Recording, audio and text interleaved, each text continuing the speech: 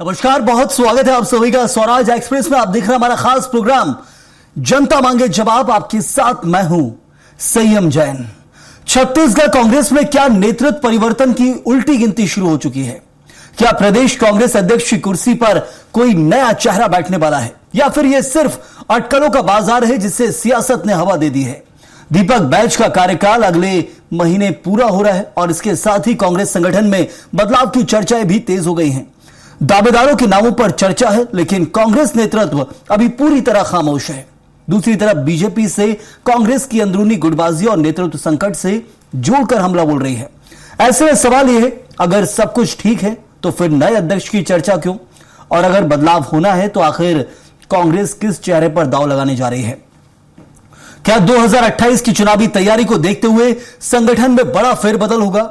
आज इसी पर चर्चा करेंगे और समझेंगे। उससे पहले रिपोर्ट देखिए आप।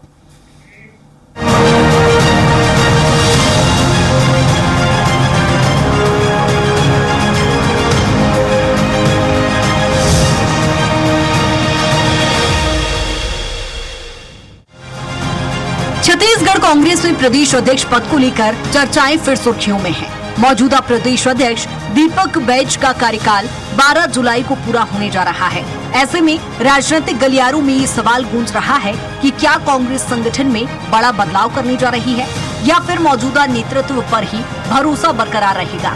प्रदेश अध्यक्ष पद को लेकर जारी अटकलों के बीच पूर्व उप मुख्यमंत्री टी.एस. सिंहदेव का बयान चर्चा का केंद्र बन गया है। कांग्रेस के भीतर चल रही इन चर्चाओं को लेकर बीजेपी हमलावर है।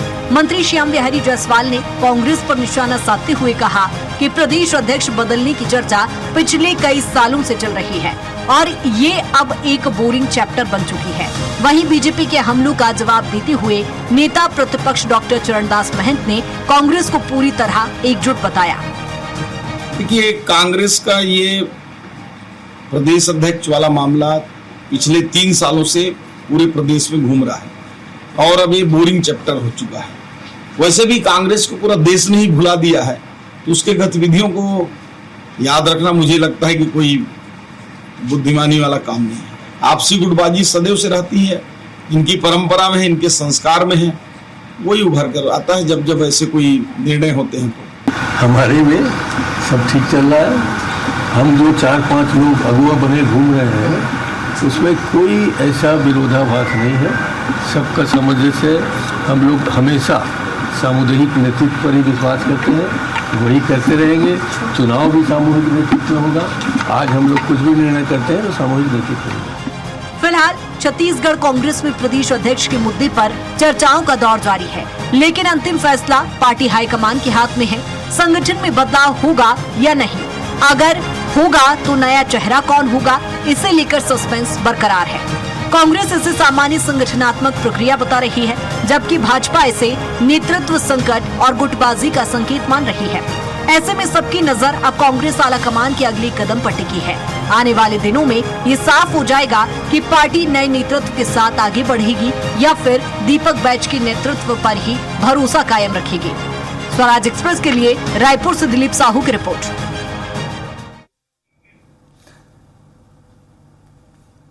तो बैच के बाद कौन और कांग्रेस हुई मौन, क्या ये वाकई सच है? और इस पर समझने की कोशिश करना ही बहुत जरूरी हो जाता है, क्योंकि कार्यकाल क्या कह रहा है दीपक बैच का। आइए जानेंगे। हमारे साथ खास मेहमान जुड़े हुए चर्चा में, जहां रविंद्र सिंह बीजेपी प्रवक्ता हैं, स्वागत है आपका। जावेद खान कांग्रेस के प्रवक्ता, आपका भी बहुत बहुत स्वागत। और कौशल स्वर्णबेर वरिष्ठ पत्रकार मौजूद हैं, आपका भी बहुत स्वागत इस चर्चा में जुड़ने के लिए। और शुरुआत जावेद जी, देखिए इस वक्त दीपक बैच का कार्यकाल को जो 3 साल पूरे हो रहे हैं और कांग्रेस नेताओं में खलबली मची हुई है कि आगे किसको पदभार दिया जाता है, जिम्मेदारी कैसे निभाई दीपक बैज ने, उसके ऊपर आकलन कांग्रेस आला कमान को करना है। प्रदेश नेतृत्व तो इस वक्त पूरा का पूरा दीपक बैज चला ही रहे हैं, लेकिन लग रहा है कि दीपक बैज का कार्यकाल अब तक जो रहा है वो पूरा संपूर्ण सही रहा है। क्या प्रदेश कांग्रेस उससे पूरी तरह से सहमत है? नमस्कार संयम जी, आपको, आपके सभी दर्शकों को, साथ ही मीडिया पैनलिस्ट को भी मेरा नमस्कार। देखिए संयम जी, एक बहुत ही मशहूर कहावत है कि बेगानी शादी में अब्दुल्ला दीवाना। और श्याम बिहारी जायसवाल जो है ना, वो भारतीय जनता पार्टी और इस सरकार के वो अब्दुल्ला है जो बेगानी शादी में जबरदस्ती दीवाना हुए घूमते रहते हैं। जब कांग्रेस में संगठन बदलाव की बात आती है तो श्याम बिहारी जायसवाल आप मीडिया वालों को बुला करके अब्दुल्ला बन जाते हैं। भाई कांग्रेस का संगठन हमारा, कांग्रेस के अध्यक्ष हमारे, निर्णय हमको लेना है। श्याम बिहारी जायसवाल को अब्दुल्ला बनने की इतना शौक है तो वो अब्दुल्ला उस जगह में बने जिस जगह में उनके बनने से उनकी पार्टी को कुछ फायदा हो। नहीं, लेकिन ये तो आज अगर आप देखेंगे को कैसे नकारेंगे। चलिए श्याम बिहारी जायसवाल को एक मिनट के लिए छोड़ देते हैं, लेकिन उसके बाद ये देखिए आप टीएस सिंहदेव का भी तो एक बयान सामने आया है। क्या कुछ कहेंगे? क्या लग रहा है कि आने वाले समय प्रदेश अध्यक्ष आपका नेतृत्व वो कर सकते हैं? क्योंकि देखिए दीपक बैज के कार्यकाल का आकलन तो होगा, केंद्रीय नेतृत्व तो करता ही होगा वक्त वक्त पर। कितनी सफलता मिली दीपक बैज के कार्यकाल में? 2023 का विधानसभा चुनाव उनके कार्यकाल में हुआ, सफल नहीं हो पाया। यहां तक कि खुद विधानसभा चुनाव दीपक बैज अपना हार गए थे 2023 के प्रदेश अध्यक्ष रहते हुए। 2024 में सिर्फ एक सांसद पहुंचा कांग्रेस का। तो इन सब चीजों को लेकर आकलन तो होगा ही ना। चलिए छोड़ दीजिए। बिल्कुल बिल्कुल संयम जी, बहुत अच्छा, मुख्य विपक्षी दल है जावेद जी, बहुत अच्छा आकलन हुआ है। और मैं आपको आज इस जिम्मेदारी के साथ में बोल रहा हूं आपके जिम्मेदार चैनल में, दीपक बैज जी का आकलन करके आलाकमान बहुत खुश है। और दीपक बैज जी का कार्यकाल अभी और लंबा चलेगा। अच्छा, अभी भारतीय जनता पार्टी को इसके लिए 2 साल और इंतजार करना पड़ेगा। दीपक बैज जी का कार्यकाल हम पूरा 5 साल चलाएंगे। और अभी आपने कहा कि दीपक बैज जी के नेतृत्व आने के बाद में कांग्रेस हार गई।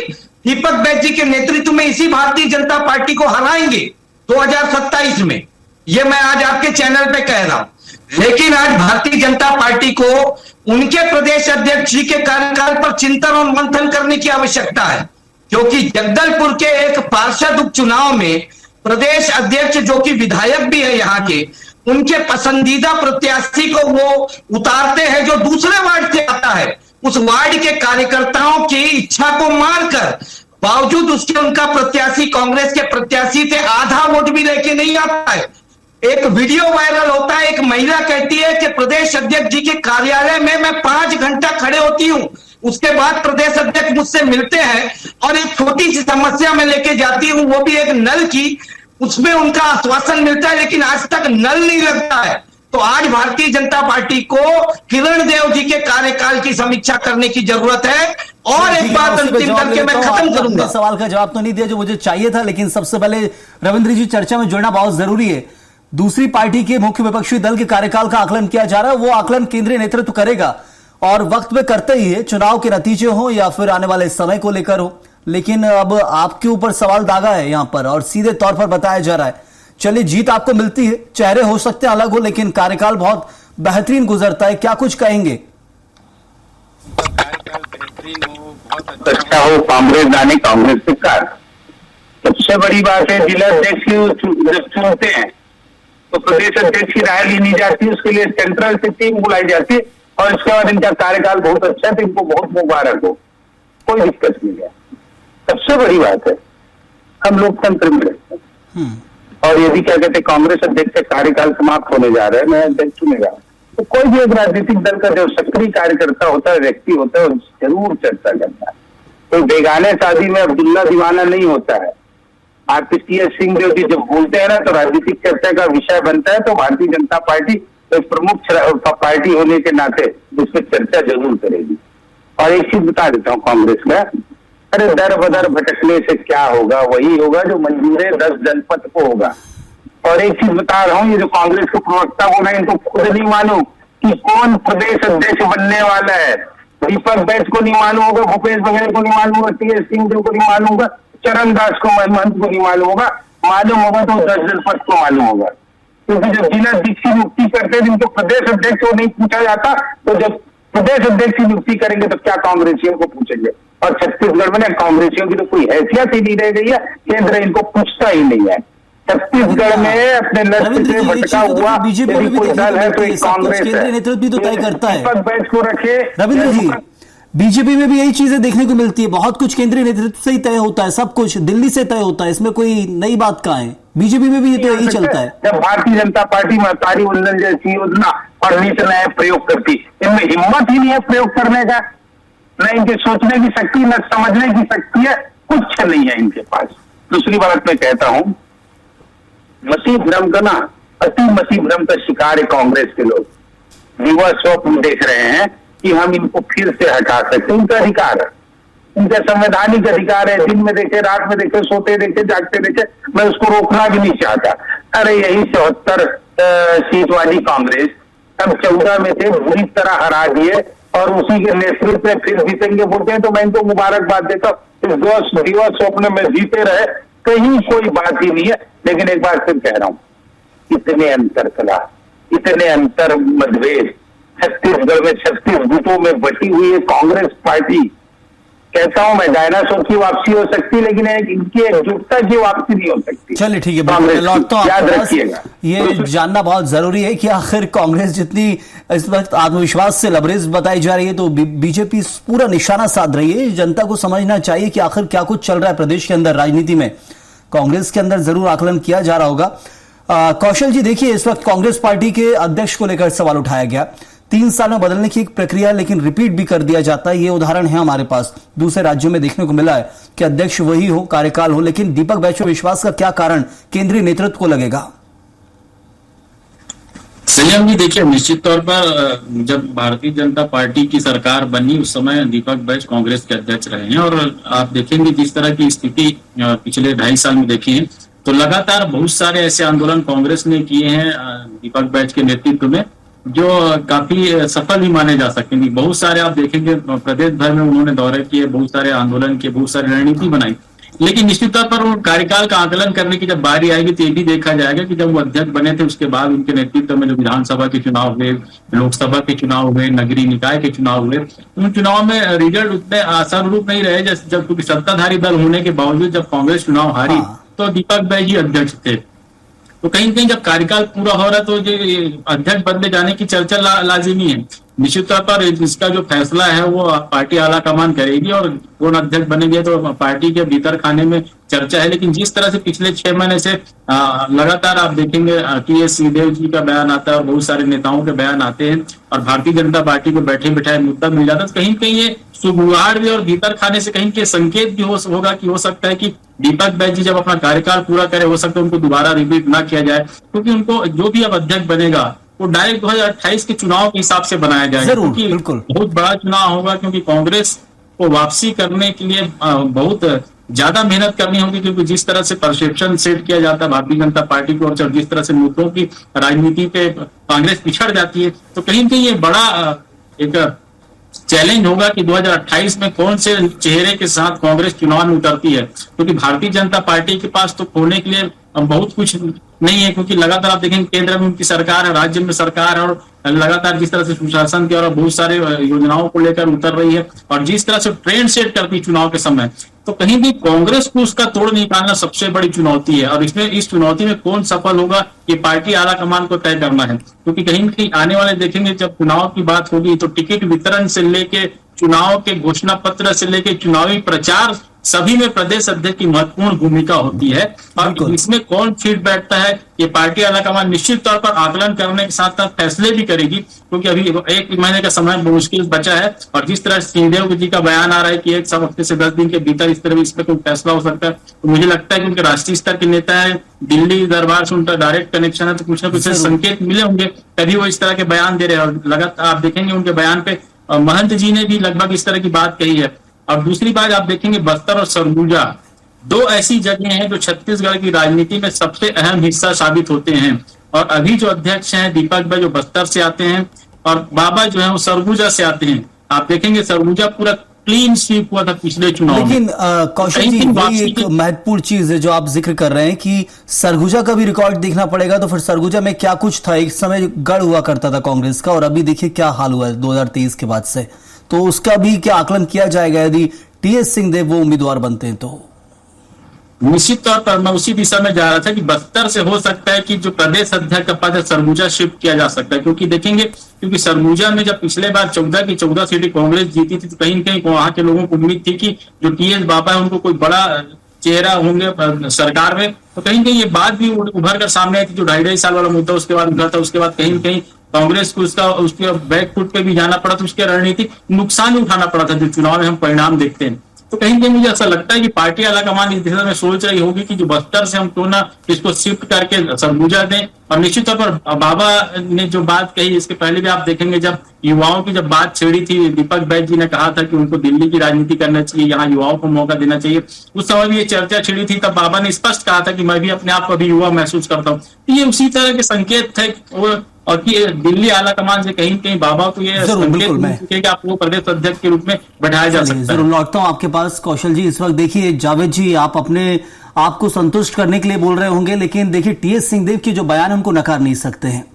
आप दीपक बैज के ऊपर विश्वास जता रहे हैं, आपके नेता बिल्कुल जता सकते हैं, लेकिन क्या 2 कार्यकाल आंकने के लिए काफी नहीं होते? क्या विधानसभा और लोकसभा चुनाव प्रदेश अध्यक्ष का कार्यकाल किस बेसिस पर आंका जाता है? आप जरूर आत्मविश्वास से लबरेज हैं, कह रहे हैं कि आने वाला चुनाव हम लड़ेंगे, लेकिन केंद्रीय नेतृत्व थोड़ी आप जैसा सोचेगा, वो तो अलग सोचेगा ना। देखिए संयम जी, कांग्रेस का केंद्रीय नेतृत्व क्या सोचेगा, क्या निर्णय लेगा, वो तो भविष्य के गर्त पे छुपा है। लेकिन आज वर्तमान में तो भारतीय जनता पार्टी के प्रदेश अध्यक्ष की कार्यशैली और कार्यप्रणाली की तो पोल खुल गई। एक पार्षद चुनाव से पोल खुल गई है, उस पे भारतीय जनता पार्टी को चिंता करनी चाहिए। जा रहे हैं आज दूसरी बात, नेता का है, एक दिन उनके नेता के ऊपर चर्चा कर लेंगे, लेकिन आज बिल्कुल चलेंगे।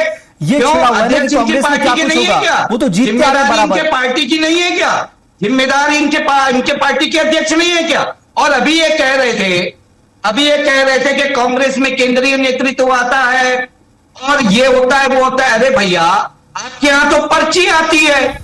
नितिन नवीन यहां पर प्रदेश अध्यक्ष है, यहां पर प्रभारी थे, उनको राष्ट्रीय अध्यक्ष बना दिया। किससे पूछ करके बनाया गया? किसी से चर्चा करके बनाया गया क्या? तो भैया दूसरी चीज, आज भाजपा के अंदर क्या कभी नेतृत्व परिवर्तन को लेकर के, कभी गुटबाजी को लेकर के बात नहीं होती? नहीं जावेद जी, आप कांग्रेस के अंदर क्या गुटबाजी लग रही है? मेरा एक सवाल, समय मेरे पास कम है, समय कम है मेरे पास। मेरा सवाल है कि कांग्रेस में कोई गुटबाजी है क्या? कांग्रेस किसी अलग लेन में जा रही है? टीएस सिंहदेव क्या कहना चाह रहे हैं? आखिर यदि आप समर्थन कर रहे हैं दीपक बैज का, तो टीएस सिंहदेव का भी होना चाहिए था। क्या उन्हें कोई हिंट दी गई कि आने वाले समय में वो हो सकते हैं, या उनकी सहमति से कुछ हो सकता है प्रदेश अध्यक्ष को लेकर? अभी कुछ दिन पहले आप एक मंच में टीएस सिंहदेव और दीपक बैज जी को साथ में देखा है, बिल्कुल, है ना? हाँ। तो टीएस सिंहदेव के बयान से कहीं तो यह नहीं लग रहा है कि वो दीपक बैज जी के खिलाफ है। नहीं, दीपक बैज के खिलाफ नहीं, लेकिन प्रदेश नेतृत्व तो बदलाएगा ना, ये तो तय है। आज नहीं तो कल कभी ना कभी बदलाता ही है। वही देखिए, वो तो होगा, वो तो सब जगह होगा, इनकी पार्टी में भी होगा। जब प्रदेश का नेतृत्व बदलेगा तो कोई दूसरा आएगा, और जो उसके लिए इच्छा रखता है अपनी बात को रखेगा। कम से कम कांग्रेस में ये बात तो रखी जाती है। भारतीय जनता पार्टी में रविंद्र जी प्रदेश अध्यक्ष अगर मन में इच्छा रखते भी होंगे ना, तो मन में ही मार के रख जाएंगे, लेकिन आपके चैनल में बैठ के नहीं बोलेंगे, क्योंकि उनको पता है उसके बाद में वो नजर नहीं आएंगे। पूछ लेते, एक काम करते हैं, रविंद्र जी है क्या प्रदेश अध्यक्ष बनने की इच्छा? भारतीय जनता पार्टी में सबसे बड़ी बात है योग्यता का महत्व दिया जाता है और वहां पर कार्यकर्ताओं का आकलन किया जाता है। भारतीय जनता पार्टी में भी पर्ची ही आती है ना, तो उसके पीछे का जो परिदृश्य होता है बहुत सोच समझ कर होता है। सुन लीजिए बताइए ना, आप योग्यता की बात कर रहे हैं। प्रदेश में आपको उदाहरण बता रहा हूँ, हमारे यहाँ पर्ची आती है ना, हाँ। तो पूरा चिंतन मंथन करके किया जाता है। आपने कहा हमारे यहाँ तो ब्लॉक अध्यक्षों से पूछ के किया जाता है। मैं छोटा सा उदाहरण देता हूँ, मोदी और शाह के चिंतन मंथन, मोदी और शाह चिंतन मंथन करते हैं। अरे सुन लो यार, ऐसा डिबेट करने मत बैठा करो भैया, समय कम रहता है भाई, समय कम रहता है। आपको जवाब ले लेते, आपने पूछा उनसे, जवाब दे रहे वो, जवाब ले लेते, फिर लौटता हूँ आपके पास। बोलिए रविंद्र जी। ये बोलते हैं हमारे यहाँ ब्लॉक अध्यक्ष से भी पूछा जाता है। मैं बताऊं, राजनांदगांव में विधानसभा प्रत्याशी गिरीश देवानंद को पूछा गया, बनाया गया ना, यहाँ के प्रदेश जिला संगठन ने नाम दिया, ना ब्लॉक अध्यक्ष ने दिया। कहाँ टीम का ये हो गया? जरा इनसे पूछ लीजिएगा। इसीलिए कहता हूँ, उंगली उठाने से पहले ना अपने गिरेबान में झांक के देखना। ये कांग्रेस की सरकार थी, हमने देखा भूपेश बघेल के समय, तो उनके विधायक कांग्रेस से भूपेश बघेल से बात नहीं कर सकते थे। अरुण राव जी भारतीय जनता पार्टी है, क्या एक कार्यकर्ता सोशल मीडिया और अधिकार से बात करता है, ये अंतर होता है। जनप्रतिनिधि थे, आप अपना अध्यक्ष से बोलिए, आपके विधायक कोई फर्क नहीं पड़ता।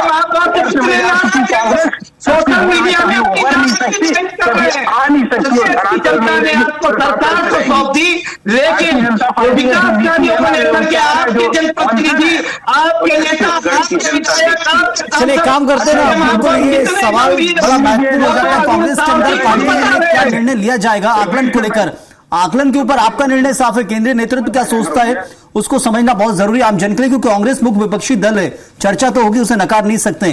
कौशल जी, क्या कुछ लगता है प्रदेश के जो कांग्रेसी कार्यकर्ता वो समर्थन में हो सकते हैं दीपक बैज के, लेकिन केंद्रीय नेतृत्व अलग निर्णय लेता है ना, क्या आकलन का जो पार्ट्स रहेंगे, आकलन के जो पैमाने रहेंगे, क्या रह सकते हैं दीपक बैज को लेकर या आने वाले प्रदेश अध्यक्ष को लेकर छत्तीसगढ़ में?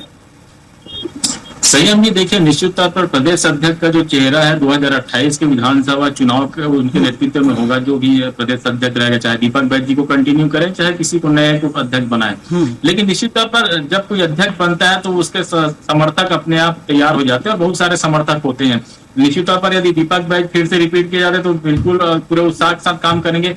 यदि किसी नए व्यक्ति को उस पद पर बैठाया जाता तो कांग्रेस नेतृत्व में और भी उत्साह का संचार हो, क्योंकि देखते हैं जब बदलाव होते हैं तो बहुत सारे लोगों के मन में इच्छाएं जागृत होती है, बहुत सारी चीजें होती है, क्योंकि जब टिकट वितरण की बात आती है, चुनाव प्रचार की बात आती है, रोड मैप में आप देखेंगे जो चुनाव के लिए जो बनाने की बात होती है, तो बहुत सारी चीजों पर फोकस होकर काम करना होता है। मुझे ऐसा लगता है कि 2028 विधानसभा चुनाव को देखते हुए जो नए अध्यक्ष का चुनाव कांग्रेस नेतृत्व है वो करेगी।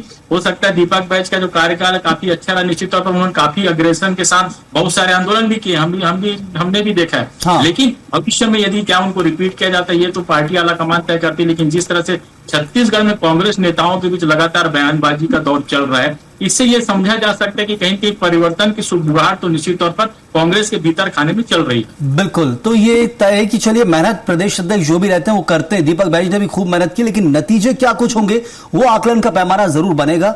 वक्त इतना ही था, शुक्रिया अदा करूंगा यहाँ पर रविंद्र जी आपका, जावेद जी बहुत बहुत धन्यवाद चर्चा में जुड़ने के लिए, और साथ ही कौशल जी आपका बहुत शुक्रिया इस चर्चा में जुड़ने के लिए, अपनी बात रखने के लिए।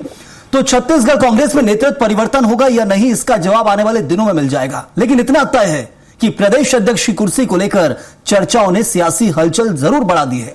बीजेपी से कांग्रेस की गुटबाजी बता रही है तो कांग्रेस सामूहिक नेतृत्व और संगठनात्मक प्रक्रिया की बात कह रही है। अब सबकी नजर पार्टी हाईकमान के फैसले पर है। इस वक्त के लिए फिलहाल इतना ही, आप बने रहिए स्वराज एक्सप्रेस के साथ।